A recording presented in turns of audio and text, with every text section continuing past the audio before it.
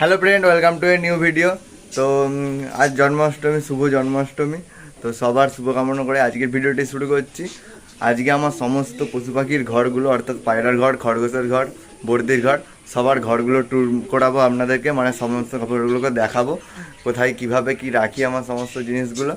তো আজকের ভিডিওটা খুবই ইন্টারেস্টিং হতে চলেছে, তো ভিডিওটি স্কিপ না করে পুরোটা দেখতে থাকুন। চলুন ভিডিওটি শুরু করা যাক। তো এই হলো আমার পায়রার ঘরের বাইরের ভিউ। এই দিকে দেখতে পাচ্ছেন, এই যে এখানে সমস্ত রকমের গাছ লাগানো আছে। মিনি রক্তজবা, এটা এখানে মিনি গোলাপ,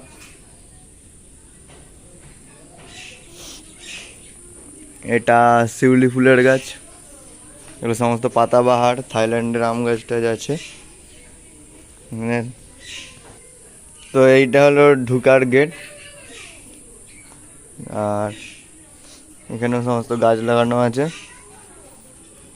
আর এই যে টেডি দিনের বেলা এখানে বাইরেটাই থাকে, খাঁচাটা বের করে দিই, রাতে হলে আবার ওই ভিতরে ঢুকিয়ে দিই, পায়রা ঘরের ভিতরে। আর তার পাশে আছে এখানে রঙিন মাছ।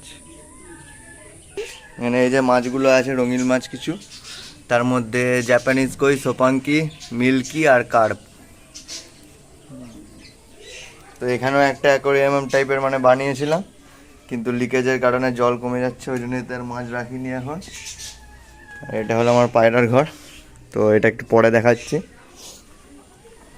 চলো, এই যে পায়রার ঘরের পাশে এখানে খাঁচায় আছে খরগোশ, আমাদের পাদলু আর বানি। আর এদিকে মোটু, লিলি আর মিনি, তিনজন।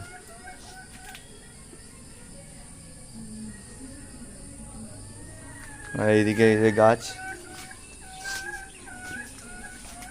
এই পায়রা ঘরের সামনে সাইড।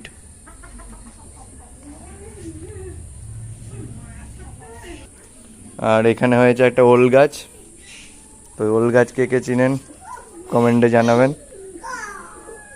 আর এখানে এই যে মুরগির ঘর আছে, এই যে মানে আপাতত এই দুটো আছে, বাকিগুলো সব বাইরে ছাড়া এই আপাতত।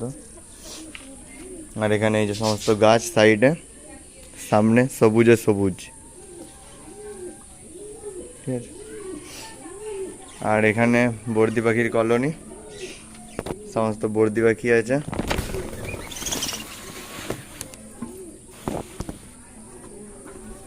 এই যে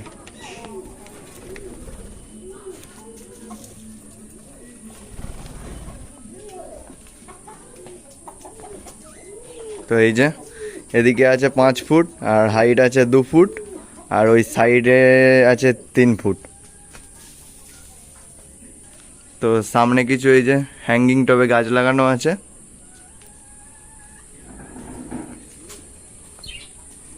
এই যে এখানেও, যাতে ওরা সবুজ সবুজ দেখতে পায়। এখানে, এখানে, এখানে। আর এখানটা এমনি বাইরেটা তিরপল দিয়ে এমনি চালা টাইপের করা আছে, যাতে না এই সামনেটা জল পড়ে বৃষ্টি হলে।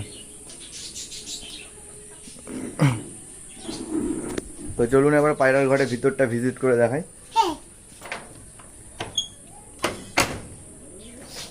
এই হলো পায়রার ঘর, খুললাম গেট।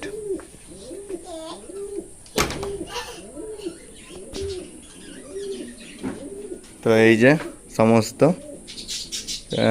3 থাকের 3টে খাঁচা আছে।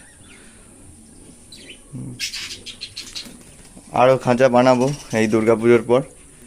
আর এখানে একটা জানলা রাখা আছে, জানালাতে গাছ। এখানেও একটা গাছ লাগানো ছিল অনেক, ঘুঘু পাখিগুলো সব নষ্ট করে দিয়েছে। মানে সব মানে পায়রা সমস্ত খাঁচায় থাকে। এই যে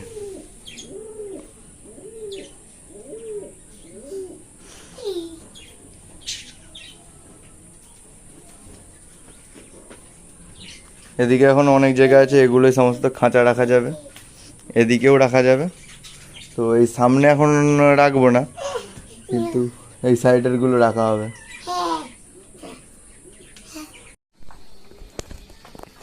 তো এই যে চারিদিকে জাল দেয়া, পায়রার ঘরে, যাতে ভালো আলো লাগে, সূর্যের রোদ আসে। আর এই উপরে একটা র্যাক করা আছে, এখানে খাবার দেওয়ার জন্য।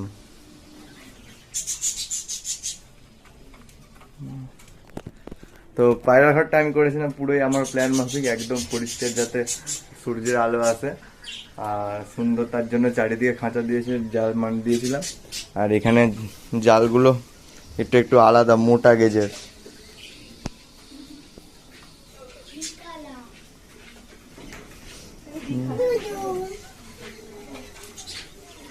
এখানে হ্যাঙ্গিং টবে গাছ লাগানো আছে। আর এটা আমার প্রথম পায়রা, মানে আমার ছোটবেলার খেলনা, এখানে এনে রেখেছি। আর এটা হলো দেশি জোগাড় করা বসার বেঞ্চ। তো এই বেঞ্চে বসেই আমার দিনের বেশি সময়টা মানে কাটে, আর এদেরকে দেখি আর উপভোগ করি। এখানে যেভাবে বসলাম, বেশ চারিদিন এরম দেখতে থাকি। এদিকে জানলা দিয়ে হাওয়া আছে খুব সুন্দর।